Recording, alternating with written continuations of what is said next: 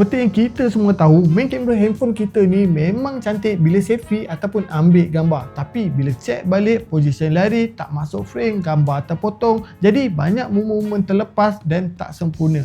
Sebab tu, aku nak share satu gadget dari Blockmate Mini ni. Dia ada skrin AMOLED 320 ppi. Jadi korang boleh nampak preview dengan jelas, terang, tak ada lag langsung disebabkan refresh rate dia 60Hz. Bila korang buka je kotak dia, apa yang korang akan dapat adalah dua kabel, satu mini pouch dan dia punya dua magnetic ring dan lagi satu dia punya magnetic remote shutter. Yang paling best, dia just plug and play je. Tak perlu download any apps ataupun gunakan Bluetooth. Korang cucuk je terus boleh guna. Memang mudah. Benda ni tak payah cas langsung, jimat masa, memang praktikal untuk kegunaan harian. Dengan design yang minimalis, saiz yang compact, ringan, tak berat, memang mudah simpan dalam poket, handbag, memang tak rasa beban.